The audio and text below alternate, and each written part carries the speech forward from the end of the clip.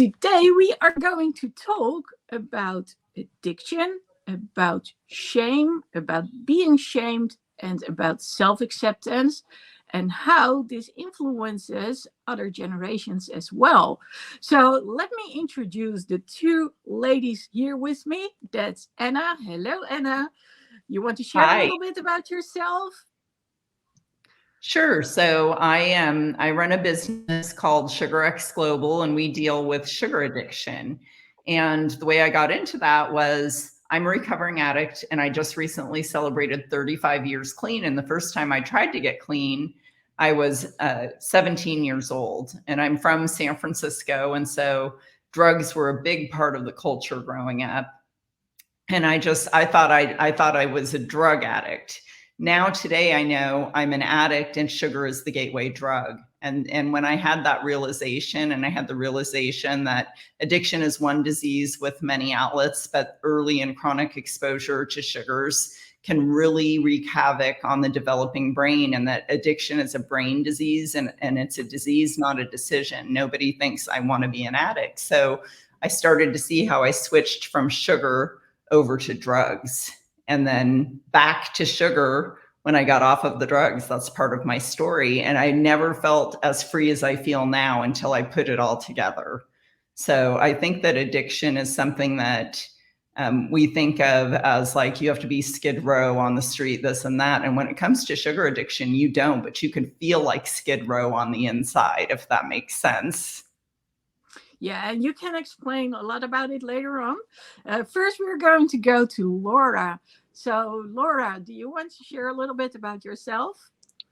Sure. I am Laura Hansen. I am a certified high performance coach, and I work with police officers specifically in helping them work the job that's very stressful while also having positive outcomes in their lives and getting away from things or coping mechanisms really just to make it through the job, to be able to make it through a 20 plus year career.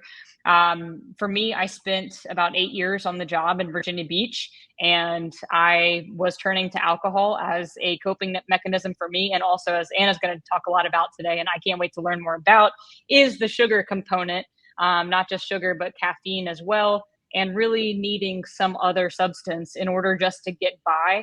And that's not just, getting by to make things easier and less stressful, but just to keep you going when you're in that fast-paced environment. And so I'd love to be part of this conversation, because as a police officer, when we would use the word addicts, we're usually thinking about things that are controlled substances or illegal. And we can bring a lot of that self-shame onto ourselves when we realize that we're dependent on some type of substance to get us through the day. But that's the root of what addiction is. And so I love being here, part of this conversation, and I'm excited to learn so much from Anna on this topic today. Well, thank you so much for explaining this. So, the three of us are all CHPC coaches, which means that we use a certain framework which is taught by a guy called Brendan Burchard. Very funny guy, does a lot of research. And that's how we met. And yesterday we got to talk about our why. So, why we want to leave our legacy and what that means to us, what the emotions are behind what we want to do. So, for me, I want to leave a legacy where people learn to speak up, speak out, share their story, be respected, be valued. And also the other way around, that other people actually take the time out to understand people and not think like, oh, I've said it once, then they need to understand it. So I work with a lot of neurodivergent people, but also with former addicts and actually current addicts as a coach. And when we were talking, I was like, oh my God, this is so interesting. And we were just sort of brainstorming together, and it was, people need to hear our story. So I said, well, ladies, what do you think? Shall we go live tomorrow? And they said, yes, let's go do it. So it's going to be sort of like an open discussion. But I want to start with one sentence that struck me, and it was said by Laura. So you said if God doesn't condemn me, well, you said it in a different way, then why should I be judged by others? So can you explain a little bit about why you said so? And please do it in your own words. And Yeah, of course. how this is related to all the shaming and the addiction. Yeah, well, see, I didn't grow up with God in my life. God was there, but I wasn't there, part of the relationship, and so this has become something new for me in my early 30s. And when I don't think of it like you said. You use the word condemned, and I think of it more as grace, as God's having this grace for me. And when I came across that word and that concept, it was so freeing, but also very humbling to realize that I came face to face with God loves me no matter what I've done in my life. And I know my personal history. So it was also like an awakening that God also knows all of my personal history. And that was very enlightening, because there's not a single person in this world that has been there step by step with me along this whole entire way. So for me to realize God's been there for everything, and in my head, and hearing my thoughts and knowing my heart and my intentions, and God still loves me, even though all that stuff that I might not want to show, like, that's huge for me. And so when I think about how God can love me and accept me and give me grace, which is that forgiveness and that acceptance, then to me, before it even got to other people judging me, it was, I need to stop being so hard and judging myself, because who am I to say I don't deserve love if God has seen everything that I've done and says you do deserve love? Like, I'm not going to tell God you're wrong. Actually, I don't deserve love. It doesn't make sense.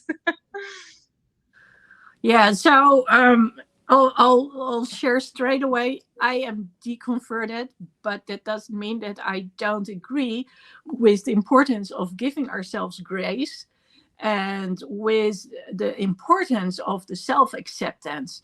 So, but I do understand where you're coming from. I grew up going to church every Sunday, so yeah, I understand what you're saying, and I believe that topic of grace and self-acceptance and not judging ourselves is so important. But I still love how you said it. If God is willing to give me grace, then why wouldn't others do so as well?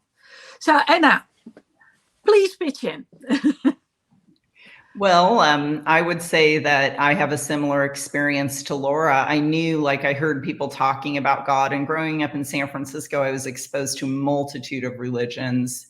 I grew up with people from India who were Hindu, and I grew up with, Buddhists, and I grew up with Jews and whatever, but we didn't have any faith. We didn't have anything that we participated in. We celebrated Christmas like secular people do or whatever. And it wasn't, until probably my early 40s that I really kind of converted over to this idea of God as love. And I don't know, I just love the idea of there's kind of room for everyone in this idea of grace and love. And I really loved what you said, Lexi. I loved what you said, that I deconverted. However, we can come together on this. And I think that that's so important.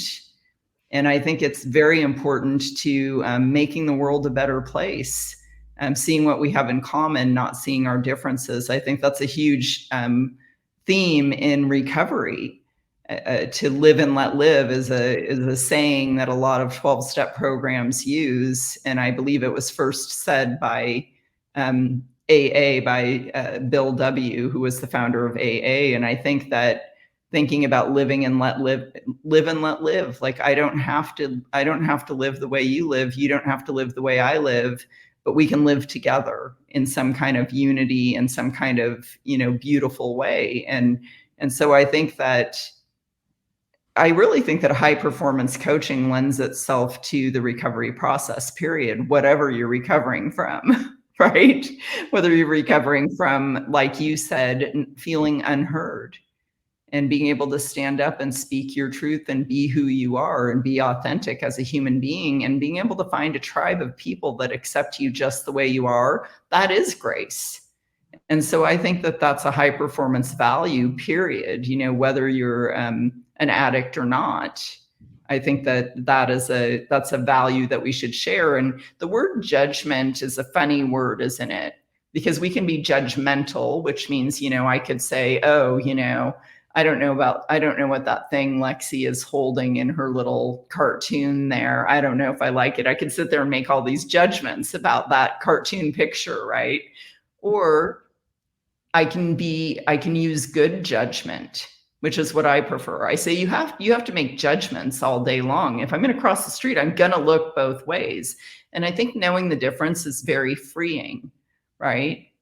I don't have to care what color somebody's hair is, what color their skin is, how much money they have, this and that. But I can make judgments. Are they a safe person for me to be around or not? Those kinds of things I need to have some good judgment about. So I think that's more about boundaries, but you can still have grace. And I always believe that people can change. Like as an addict, I know there's probably some people that have been in my life and in my past, like for instance, my ex-husband, he didn't want to stop using, right? And so was I to stay with him and raise 2 kids with him? I don't think so, So I set that boundary, and it was really hard because addiction makes you think you're addicted to the misery, you're addicted to the story, you're addicted to the way things are, and to change is really hard. And I think that has to do with our primal brain and our sense of tribe, and whether we feel like we have a tribe or belonging, and hopelessness and that kind of thing. So grace is one of those things that can help people overcome hopelessness. And, my ex-husband passed away a couple of years ago, and he was still sick from the disease of addiction, but he wasn't a bad person.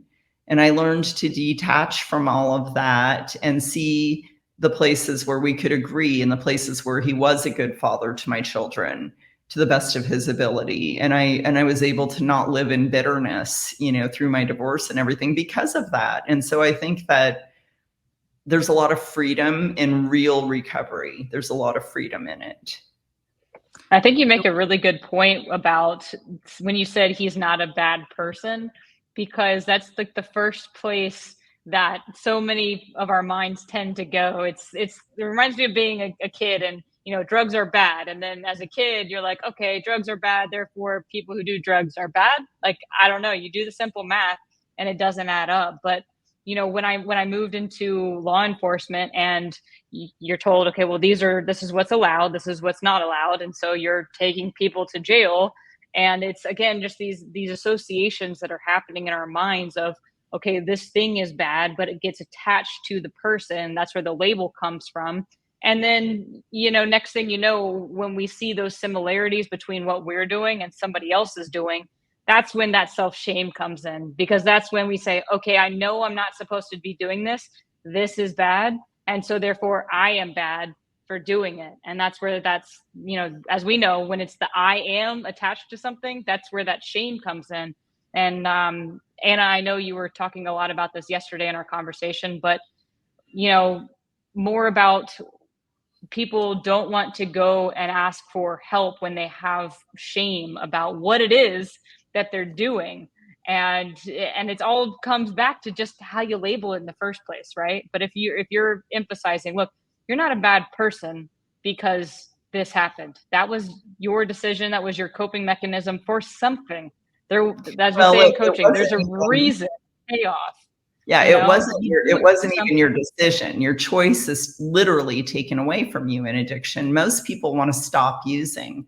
I can tell you honestly, my ex-husband tried to stop using. He tried so many times. I lost a cousin a couple of years ago. He was in a 3/4 way house and died of a fentanyl overdose. He was not in the 3/4 way house because he was forced to be there. He was there of his own volition. He wanted to stop using.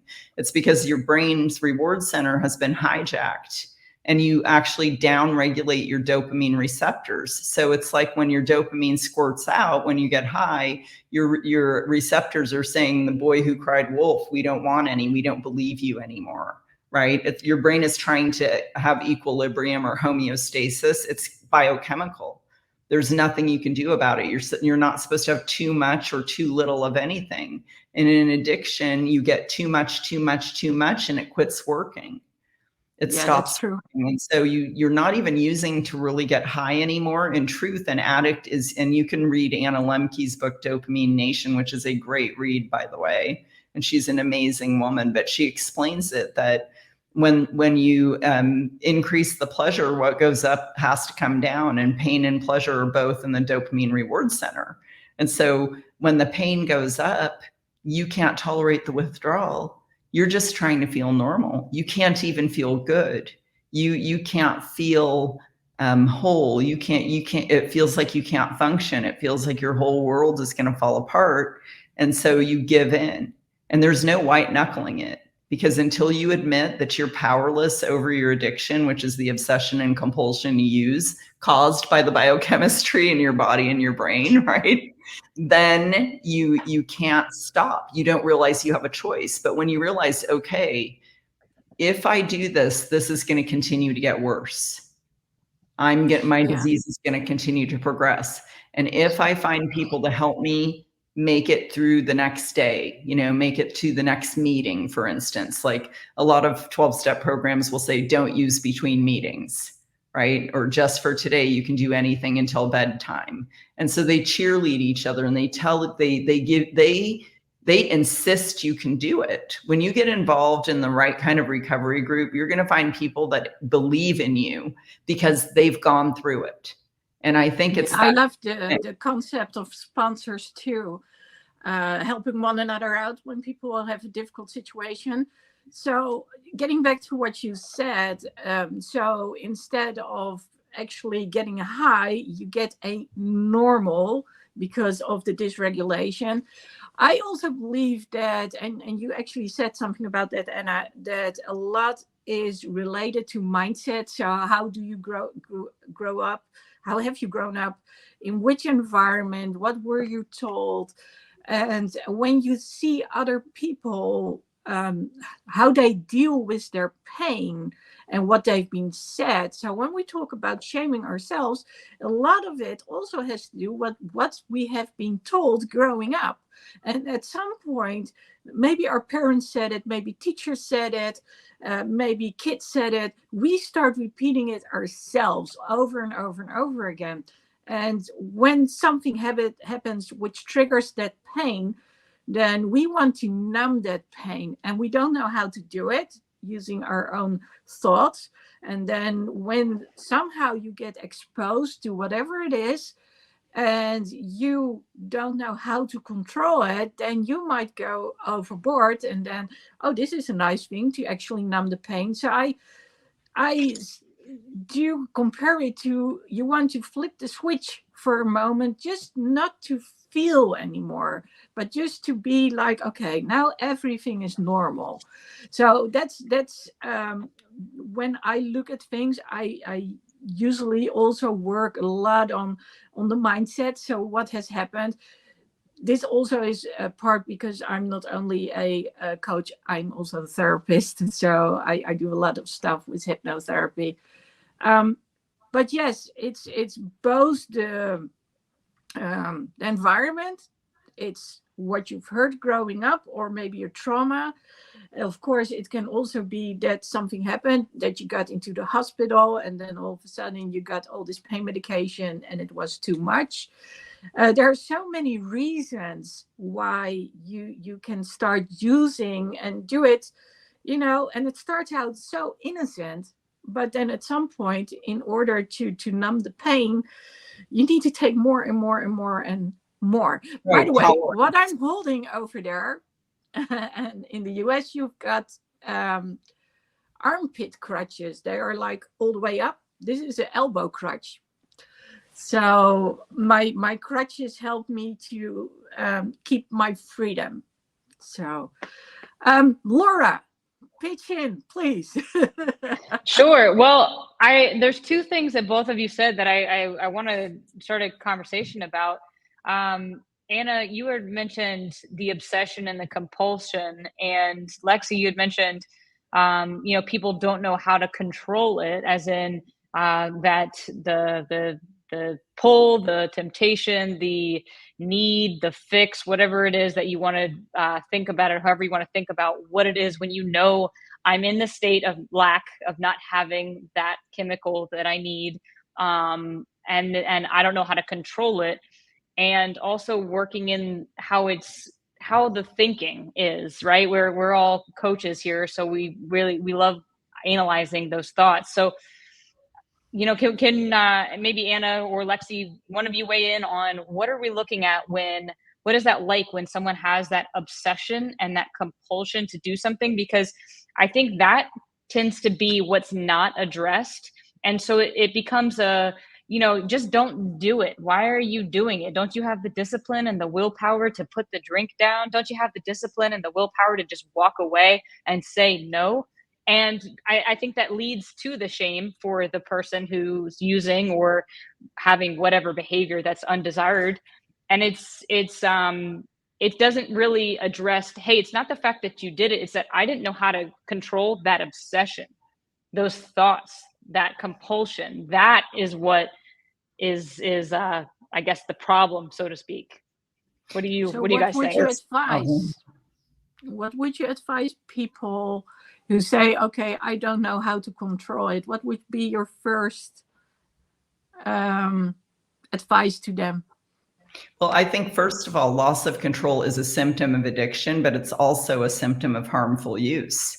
And you've got to know what you're treating. You can't just treat everybody like they're an addict. Like Lexi, when you were talking, there are a lot of things that are addictive that are going to soothe people, and they could use it like a pacifier, right?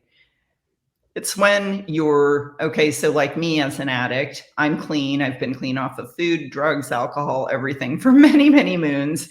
And I thought I could play a video game, right? Like a normal person. And so I got Candy Crush, and it was all I could think about. I couldn't stop my brain to save my life, to think about it. So then I started setting up rules for myself, but I didn't tell anybody that I felt like it was all I could think about. So I started setting up rules, and this is something that addicts will commonly do. And then I set up rules for myself. I'll take the app off my phone, and I'll only have the app when I'm on vacation. And my whole vacation would be consumed by thinking about playing Candy Crush, getting to the next level. I would spend some money on it and not tell my husband, because you could play longer if you pay to play, right? So it was almost like a gambling thing was happening. I didn't want to tell my husband because I was ashamed of myself for doing it, but I didn't want to not do it because I had to do it. I had to get to the next level, right? This isn't normal behavior. So I realized, okay, so I can't do Candy Crush. So I thought, well, maybe a decorating game. I mean, you can see my house. I like color. I like decorating. I like playing with stuff. Well, decorating games have rewards built into them too. These people spend millions of dollars to design games to be addictive. And so if it's known to be an addictive outlet, even if it's a process addiction like video games, porn, gambling, whatever, we know these things are designed to be addictive. Shopping, on Amazon, all of these things are designed to be addictive. So for an addict to navigate the world, it's not just one outlet. It's not just the sugar. It's not just the drugs. It's that now you have this addiction. You have this part of your brain that you can't unwire your brain. You can learn to ride a new bike, but I promise you, if you guys know how to ride a bike, you're not going to forget how. If someone sat you on a bike. I know. I do ride them daily. Yeah. So I mean, and you brush your teeth. And so the thing is, what you've done repeatedly over and over again, you're going to always know how to do. So addiction is always there to rear its ugly head, right? And take over your life. Or you can start paying attention to creating the life that you want to live, right? And choosing to get dopamine drips is what one of my members in my community calls them. And that might be the cold at the end of the shower for someone, because that does give you a dopamine reward, right? The shivering and everything, and it increases your dopamine because now your dopamine reward center is kind of broken. And Brendan talks about the messy middle, doesn't he? And sometimes, you go through anhedonia before you can get your dopamine reward center back on track. So you have an inability to feel good. And if you're all by yourself and you don't have cheerleaders in your life telling you you can do this, or telling you, hey, look how far you've come, you might not notice on your own. So community is hugely important. I cannot stress enough how important community is for a recovering person, because an addict alone is in bad company, and you can't read the label on your own jar. If you're inside the jar, you can't read your own label. And so you might not know that you're headed for disaster, and someone else might be able to pick it up, or they'll say something and you're like, oh man, that's what's going on with me. That identification process is hugely important. And you won't find a credible person talking about recovery that says you can do it on your own. If someone says that to you, they're wrong, and run the other way. Well, I love what you said about the whole gaming. I know I've got ADHD with the emphasis on the H. So I know everything about hyperfocus. And I literally, what you said, had to learn to set rules for myself. Okay, I can play this game, but first I'm going to this, that, and the other. And then I'm allowed to do so. So yeah, that sounds really familiar. But Laura, getting back to the control part, what we've heard what Anna said. Most importantly, what stuck with me is, if someone says you don't need support, run the other way, because we do. What would you say to someone in order to gain that control again? Yeah, I was the person who wanted to always figure out how to do things on my own. It was just maybe conditioning the way I figured out life. So I was very resistant to community, but I can't agree more than, I'm all in with what Anna's saying about how important that community is, because, it's the thinking that's going to drive you, either further into your addiction or further into shame when you're alone and you're trying to do that on your own. But the tricky part for me has been, okay, well, who do I turn to in community? Because if it's somebody that, okay, for example, I wanted to stop drinking completely, and I was dating somebody who was not on board with that. And so the very first day when I said, I don't want to drink anymore, we end up at the bar and she says, let's just have one. So it's like you can look for support with people, you can like people, but they can also not be supportive of you, right? So it doesn't count when you have somebody that says, I'm cheering you on, and they're going to sit there and drink in front of you. It just makes things harder for you. So finding that community is part of that vulnerable process. And to me, that's more of the discipline. It's not the discipline to not use or to not do. It's more of, I already have a plan. I will find somebody to talk to, and I'm going to connect with them, and I'm going to tell them exactly what's going on. I think that's where the discipline or the willpower comes in. It's not in whether or not you can use and not, or have the ability to pull back and stop yourself. It's, am I going to be somebody who reaches out and does something about this and admits, this is a little bit too much for me on my own. Yeah, right. I'm not alone, basically. What am I going to do to protect my abstinence today? So for me, I'm abstinent from games. I can play, what I do? I do puzzles, and they have to be really hard. Like, they almost have to be, shades of the same color, because I get hyper focused too. And if they're too easy and I think I could get another piece, I will be there all day till that puzzle is done. And so for me, it has to be, I've even learned, like, it has to be hard, and it's really enjoyable for me that way. It doesn't rob me of my dignity and make me feel like a loser. And it doesn't make me feel obsessive and compulsive. It makes me feel like, wow, that was really hard to find that one piece, and I did it. And I set a timer. I'll set a timer for like 15 minutes to work on my puzzle. And it gives my brain a little break, and it's just a good little mental thing. And if I don't get a piece, I'm not mad or anything. And if I get a piece, I know it took me a lot of time to get that piece because I chose a very hard puzzle. But that's part of the delayed gratification that people need. And what Laura said was so damn true. I couldn't have said it better myself. And it's about what am I going to do to protect this way of life that I want to have and not get robbed by this obsession and compulsion today? What am I willing to do today? What's my battle plan? You know, because you're at war with between your ears. And when it comes to, I really empathized with that, you know, well, let's just have one drink. Like, you were kidding, right? You don't really want to quit drinking, right? And when it comes to sugar, it's even harder. Because people, if they really believe you're an alcoholic, most people aren't going to want you to take a drink because they actually kind of know what that means. But with food, you have to eat. And I've known people that have had 4 teenagers at home that were already trained to eat all the junk food, and they weren't going to change because their mom needed to get her life back. And she was able, with outside support, to be able to maintain what now has turned into over 3 years of abstinence from processed foods, sugars, grains, and industrial seed oils. I mean, she's doing fantastic. And just her having that experience, she can help someone else say, oh, yes, you can do it. If I could do it, you could do it. She had signs around her kitchen. She had a cabinet of just her food. She told her kids, hey, you can't keep that stuff on the counter. Please move it. You know, and at times she had to, and she had to cook the food for her family. You know, and one of my coworkers, Judy, she used to wear a mask way before COVID when she was preparing Not My Food, we call it, for her family, right? She'd wear the mask so she wouldn't take any BLTSs, which is bites, licks, tastes, or sips.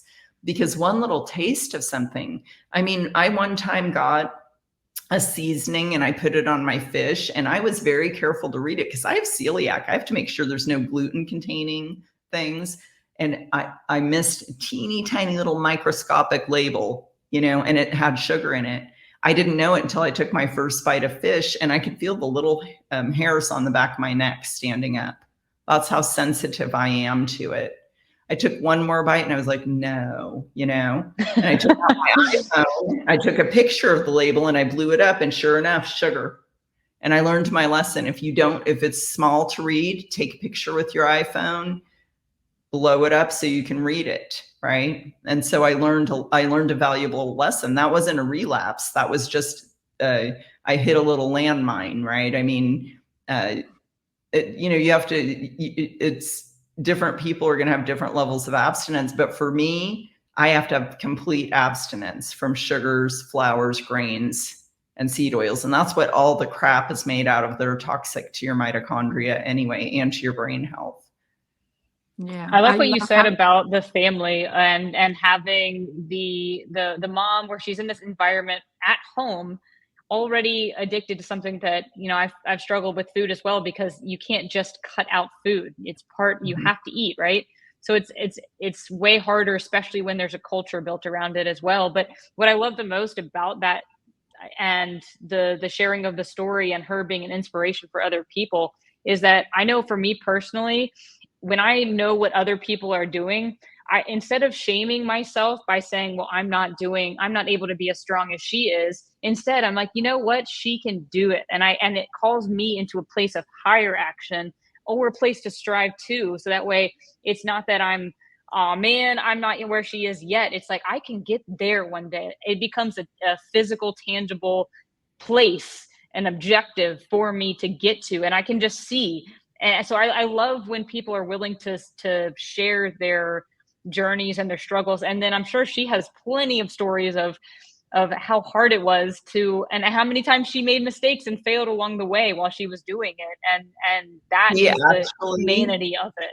Yeah, her story is really great though. She admitted she was powerless. She fully knew, I have addiction and there is no safe amount for me. And every day she recommitted to that. And she has not slid back at all. And sometimes people never use ever again, just for today. Sometimes that happens. You know, I know a couple of other people that have been able to do that, even with food, right? I know one woman who, I mean, she was about ready to be put on insulin, and she was literally raised over her family owned, they call them sweet shops in England, owned a sweet shop. They lived over it. You know, her grandparents owned a bar. Like, addiction was so big in her family. And she Celebrated. I mean, she grew up with so much shame and guilt and being the chubby kid and being this and that, you know, and she listened to our first 5-day challenge over 3 years ago. And she's been clean ever since, off of everything, not one more sip of alcohol. Cause we say to you have to get off all psychoactive substances in order to recover. Cause your brain is a whore. Your brain doesn't really care where it gets its next fix, right? It's gonna, if your brain, if you make up your mind, you know, well, this isn't a problem for me, only this substance was a problem for me, that next substance will become a problem to you. It's a matter of time. Or that next outlet, like with games with me. I didn't know that was going to happen. There was no such thing as a handheld video game when I was, you know, first clean. You didn't have iPhones. You didn't have 24/7 Amazon shopping. So there's always something new that they're going to market to you. And they're going to say, how do we get them to want this bad? You know, I tell my people, I literally say, you know, we're on Instagram, we're on YouTube, we're on Facebook, but if you don't use social media, don't follow us. Like, don't follow us. And unfollow, if you're on social media, unfollow stuff that you don't need to be looking at. Yeah, I agree. So I want to get back into that part of shaming and feeling guilty. So I remember that one day I was walking, I think it was in Phoenix, and I came across some homeless people. So I stopped, we got to talk, and one of the things they actually said was, we used to have a job, we used to have a car, then my car broke down, I couldn't get to my job, I got fired, didn't have any money anymore. And that's how they got addicted. So I actually invited him to have lunch with me. So that's when he came to share it.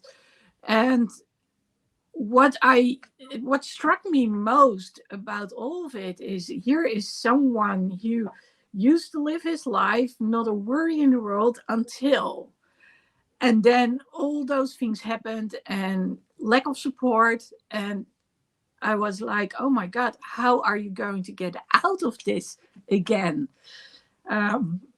So that part of feeling shamed, like, how could I get to this place? But also how people look at you. So yesterday we talked about stigma, and we also talked about the effect on children who have parents who are addicted. They're taken away, taken to foster place, and how to talk about it. So I want to ask Laura, I assume that you must have some experience with all of this. So can you share a little bit about what you have experienced? Well, for me, so much of my experience, I go straight to law enforcement, because I have spoken to so many homeless people in that setting, of people who started off, either whether they were homeless or not, they start off with a car accident, and that car accident gets them on pain pills.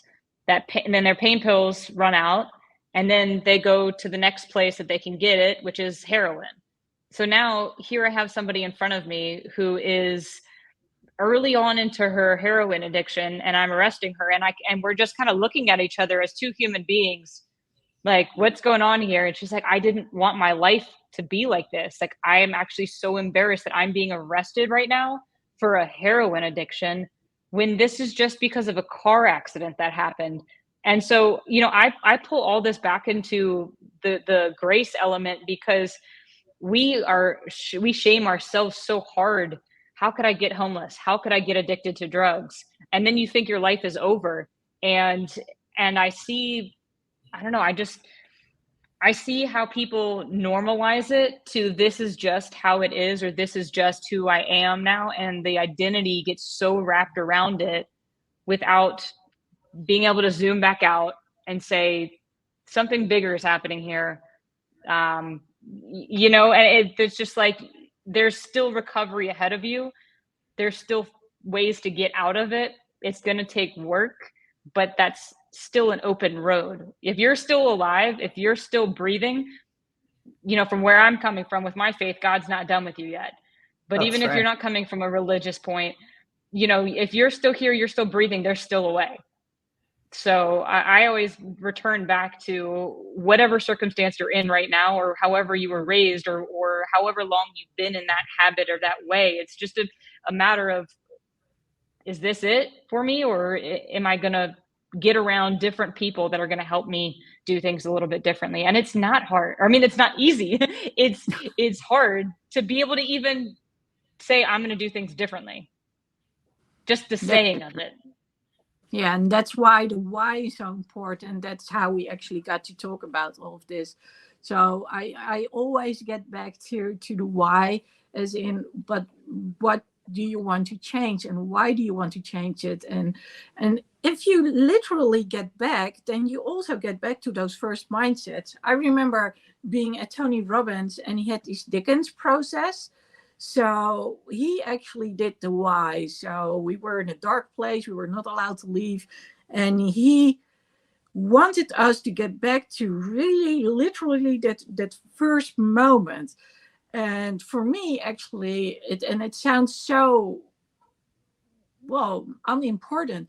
My big brother, who was the oldest one, was the one who was always accurate, punctual, and he had good grades, so he was the one they could count on, and he did things quickly, but it was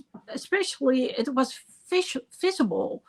And then there was me. I'm the youngest one, and well, then there was my sister. So my sister always needed a little bit more time. And what my mom didn't know was I did my homework during class. But being someone who sometimes misses things, being a visual thinker, it's like a word in singular or multiple. I see the beginning of the word, and then I'm like, oh, yeah, that's it. And then, well, that's not what it is. So, I would sort of be trapped. And then, of course, the ADHD, the hyperfocus didn't work either. So what I basically heard, and I'm pretty sure my sister heard it too, was I'm not good enough. And that got repeated over and over and over again. So during the Dickens process, we were forced to see what would happen if our worst nightmare would come true. So for me, not being good enough would actually end up like, okay, so here I am, I'm the coach, but I'm not good enough, so I don't earn enough money. And when I don't, I look like a mess. I cannot paint my hair blue anymore. I cannot have my face done. I don't have the nice clothes to wear. And how can I be an example for other people when I'm in the gutter because I'm not good enough? And when you see that in front of you, then that's basically the bottom. And at that moment, there was this switch like, oh, but that's never going to happen. I know what I want. I want to leave a legacy where people learn to speak up and be heard and understood. So something needs to change here. So he had us scream and yell and reinforce. So then we get back to the whole mindsets and everything. But yes, that's why I believe that the why you want to change is so important. So any of you? Yeah, you hit me. Something you said in there was so powerful to me. You made me think about, okay, not being good enough. And when you've experienced that, I don't want to make a blanket statement and say everyone has always felt that way. I know I have certainly felt that way. But when I have felt that way, I'll just take ownership over it for myself rather than speaking for everyone. When I felt that way, I'm looking for where I can belong. And I've got to say that through my entire life, through all my exposure in law enforcement, and through my career through my career life, et cetera, after law enforcement, I can say that addicts are usually the most accepting people that I've ever come across, if I'm in a blanket statement, because those are the people who've been judged for their addiction or judged for something prior to their addiction. And so they are more welcoming. And so that tends to be more of a family environment, or it's just people who look at you and say, I don't care what you have going on. I'm not going to shame you for that. And so, you know, you were talking about not feeling good enough, and that made me think of that. But also, sometimes people who are in denial of their addiction are usually the ones that are less accepting of others, because they're so unaccepting of themselves. And so that judgment that comes within gets projected outward onto other people too. And so, you know, when you were talking about what you want and wanting to leave a legacy, I think that helps steer you. It's helped me go away from certain addictive behaviors, because I think about my legacy, but that's not always something that's, once you're already involved in something, that can necessarily pull you out, but it's something that might help you, you know, from going back in, or from getting started in certain types of addiction in the first place. But it's that bigger picture of where am I trying to drive my life while I am in control of it, and trying to make your better decisions that way. Love it. Thank you. Anna, how about you?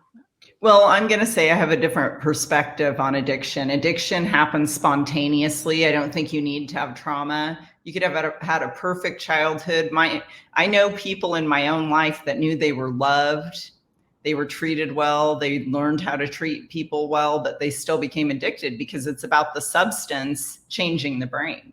And it starts with early and chronic exposure to sugar, if you ask me. Sugars and starches and carbs and, you know, processed foods that are super highly palatable and addictive. Most kids, most girls that I know in the States that have ever babysat were rummaging through the cabinets to see what goodies they could find, right? Because it's so seductive. And there were even these things called AIDS, AIDS in the 70s, and they were diet pills that tasted like chocolate caramel. And I remember eating those, and I remember my girlfriends telling me they would eat those, and we knew that they were like a stimulant. We knew they were a drug, and I would eat like, how many can I get away with and not kill myself, right? Because I had to have a fix. That wasn't about how I was raised. That wasn't about my circumstances. See, addiction can care less who you are, how much money you have, where you come from, where you were born, what color your skin is, your sexual identity, your creed, your religion, your lack of religion, none of that. Addiction doesn't care. You have a reward center that is made for survival. And if you ask me, addicts have a very highly, you know, active reward center. And back in the day when, you know, now we have too much comfort, not enough cave, right? Back in the day when we had to depend on our survival brain for actual real survival, I would have been prized. Oh, Anna, she's a doer. She's going to go after that food. She's going to have sex and procreate. And then she's going to celebrate, and she's going to make sure, you know, that we have enough wood for winter so we can stay warm and this and that. Because my reward center would be going, yeah, we got to do this, because those were our rewarding activities. Now we have all this artificial, more different, better crap going around in our environment. And it's a mismatch between our environment and our brain, right? And so we were designed to do things like eat too much, because winter was coming, and winter isn't coming. So we have a huge biochemical mismatch between our environment and our brain. That reward center has not changed.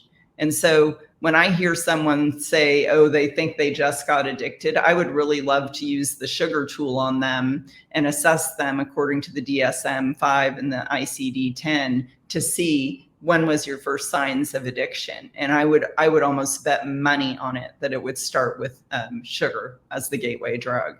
And so it's changes in the brain that cause the behavior, you know, that you go against your own will, and you go against your own ways, and you start to sneak, steal, lie, cheat, hide, because you're ashamed. And so, like Laura said, that's where that comes from, on the inside. And your brain does this thing where it romances you. In fact, my business partner, Dave, made this. It's called the trigger-free triangle, and it's brilliant. And it's debate, romance, and guilt. And usually it's going to start with debate. oh, I know I shouldn't, have another piece of pie, or I know I shouldn't play another game, or I know I shouldn't have that beer with Joe tonight, but man, it's his birthday, And so the debate is, I shouldn't do this, and you shouldn't do it. And right there, it's a no. And we teach our people to recognize these voices in your head. And then the romance is, but it's his birthday tonight. You're romanticizing the thing, right?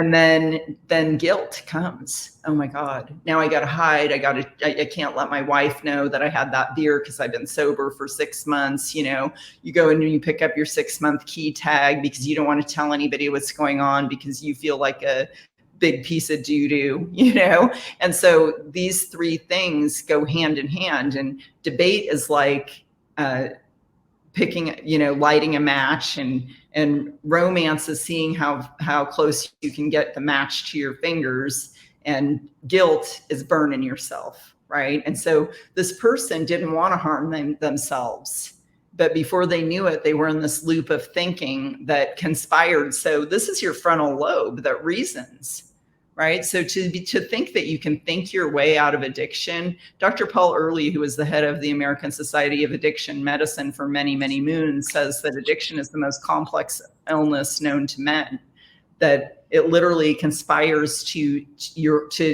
hijack your whole entire brain, including your reasoning ability, so that your dopamine reward center cannot be in pain and get a hit. And so you think you should be able to think your way out of this, but your thinking has been wired to get that fix, and you don't even know what's happening because it's unconscious. And so you use against your own will. You're using against your own will.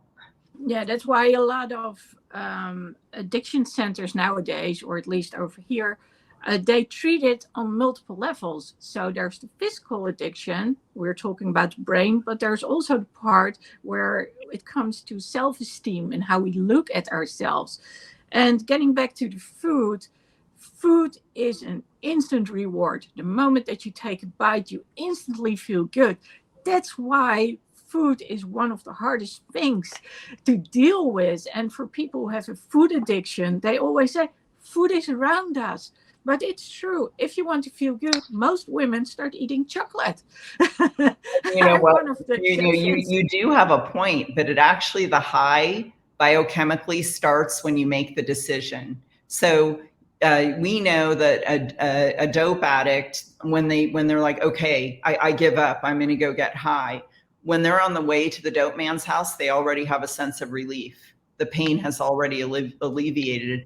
It's literally, it gives you relief, and you can't reconcile, why do I feel good when I decide I'm going to use, and I feel horrible when I'm not going to. And if we don't teach people about how their brain works, they have a less of a chance of recovery, as far as I'm concerned.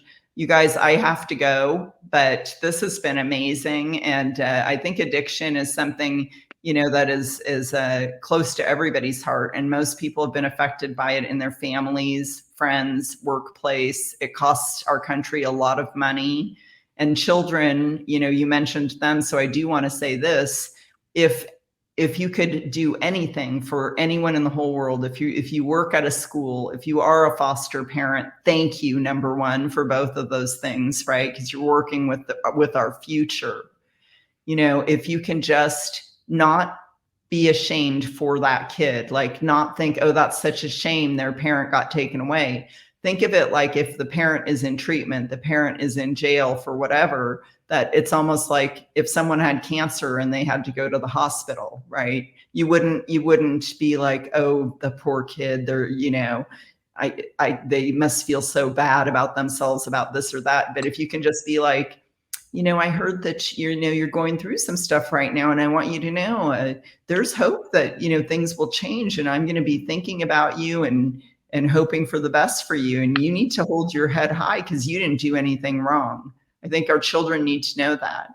They love their parents. I've watched women be reunited with their children for 35 years. I've been sponsoring women, and I've watched those children be so happy to be with their mom again. It doesn't matter what their mom acted like. They love their parents, and they shouldn't be shamed for that. That's natural, and I've seen women that were the most horrible parents neglected their kids beyond belief become absolute amazing parents with really good skills because they overcame their addiction and they focus on growth on a daily basis, and they learn how to take suggestions and get help.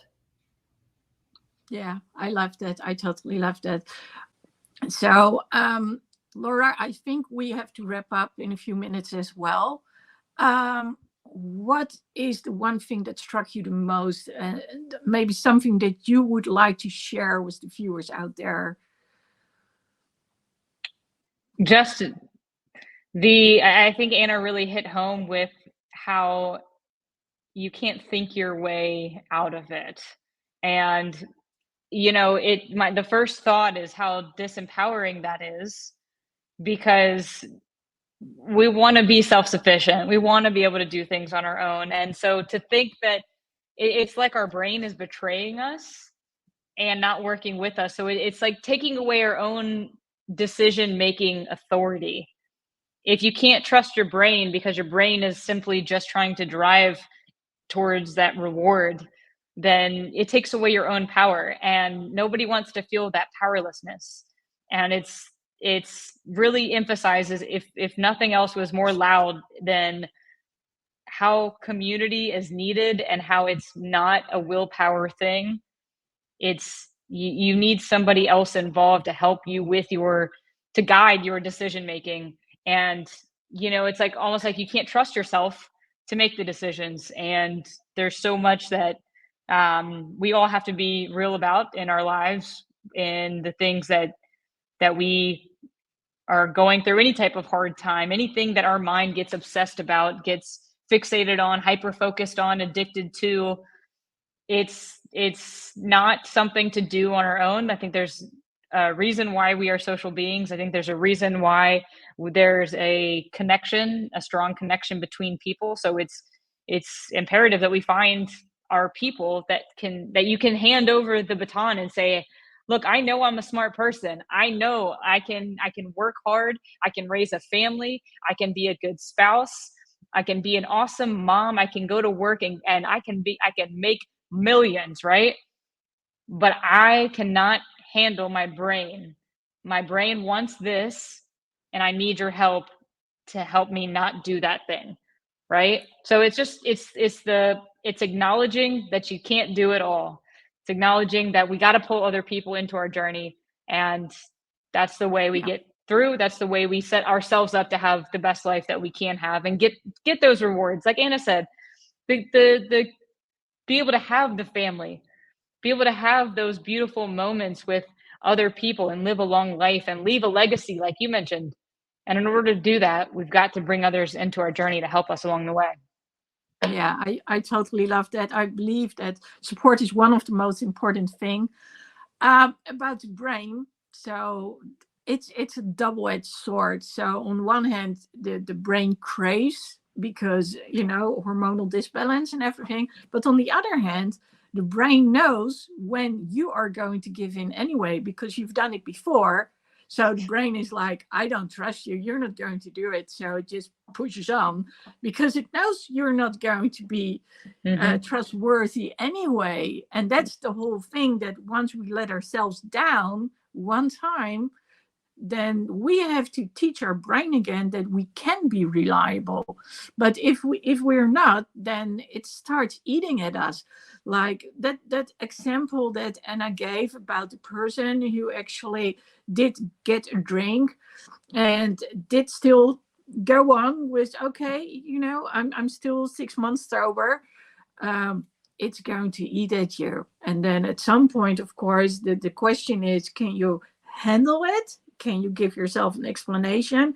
Or is your brain going to keep on saying, you lied because you did do it, you didn't tell it, and then it gets bigger and bigger and bigger until the craving gets bigger.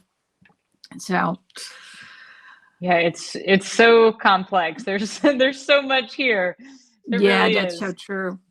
So I want to finish up with something which Anna said, and which is something I totally believe into.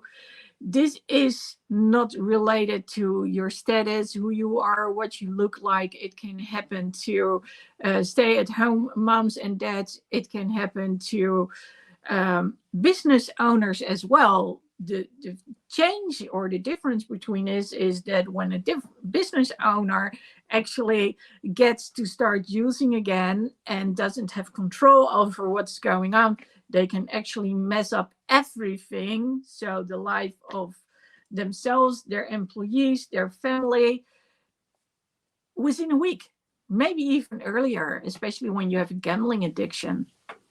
So Wow, is there something? that's really heavy. That's loud. I mean, that's good stuff right there. Because it's not just your life. It's not just you as taking care of your body and whether or not you live to be 100 or die the next 5 to 10 years, right? It's not just you. There's so many other people's lives that are depending on you and need you to make the best decisions you possibly can. And so it takes a lot, but sometimes we really do have to hand over that baton and say, I'm not the best one to be making decisions right now. I got to bring someone else into this because too many people are relying on me. So I can't make the decision for the company, but I can make the decision for myself, which is to hand that baton over to somebody else right now while I go take care of myself and get better. So I don't run this company, this family, this relationship into the ground, because people care. People care. People Yes. love. People want to see you succeed. They want to see you as a person succeed more so than they care about you being at the top of the business. Yeah, that's so true. And that's why it's so important that people actually believe that they are worthy of having friends and love and support. And I think that's one of the hardest things, that when people go into a certain direction, when they don't believe they're good enough, and that keeps on growing and spiraling, well, at the moment that you have a hard time, what are you going to do? Well, you're not going to reach out to anyone because you don't believe you are worth it. So for me, I think this is not a one way to look at it. There are so many things involved. Yes, it's the chemicals. Yes, it's what we've been exposed to. Yes, it's the reward center, but it also has to do with, can we reach out to other people? Do we feel that we are supported? Do we actually feel worth reaching out to other people? So to me, it's all about that game plan. I know we're wrapping up here, but to me, it's that game plan of having it ahead of time. Make a game plan when you feel good, at your best. Yes. So that way you're not making this decision when you're, standing in front of the ice cream store and you're looking at all the flavors of should I go in or should I not, right? You make the decision ahead of time saying like, okay, Laura, you want to go get ice cream. You've been thinking about ice cream all week. Let's go. I'm just creating this image here, but go grab the folder and open the folder and just read it, what it says. And inside this folder, it's going to have instructions. And maybe it's the notes section in your phone. It doesn't have to literally be some object, some tangible object, but just saying, okay, this is what I want you to think about and get your mind right. And call this person, go exercise, just something to get you a game plan to follow so that you don't have to think about it. You don't have to decide. The decision's already made for you. And you've already agreed to yourself, like, I will execute this game plan. There's no option here. If you're craving ice cream, go to the folder, open it, follow the list. Afterward, revisit. Yeah, that's a very good one. I work with a lot of worksheets which have like game plans in there. I can probably make one which is related to this, because it's like the traffic light. When it's still green, you need to think about, okay, so this is what might happen. And then when it's orange, you need to be aware of, okay, now I need to reach out to the game plan. I need to reach out for support before you get at that red light and you go all the way through. Yep. So right. Thank you for that reminder. And I truly hope that when people are watching this, that they make a game plan, and otherwise I'll make sure that there's a link somewhere where people can actually get that game plan and start working on it. So thank you Awesome. so very much for being here. It was a pleasure to talk to both you and Anna. So Yes, this was awesome. Thank you for facilitating this and for carrying on this conversation so we can make more of an impact with it, because I know all of us care so much about other people and we understand what that being alone looks like, and we value community so much that I really hope that the listeners have enjoyed this and understand that, hey, this idea of community is huge. It's important. Sometimes it's uncomfortable in this topic, but we all will thrive so much better when we're in community. yeah, that's so true. So ending on that note, reach out to any of us, leave comments if there's something that you want to share or you want to know about. So if they want to reach out to you, Laura, how could they do so? Well, they can go to my website, which is Laura G. Hanson, HANSON.com, or my Instagram handle is very similar to that, which is just Laura_G_Hanson. And follow me there. And of course, get connected. Everything gets linked up through that. So that would be an awesome, awesome way. And I hope to be able to contact and communicate with more people and join this journey of life. We're all in this human experience together, and I'd love to be a part of your life and just learn from one another. Yeah, I totally agree.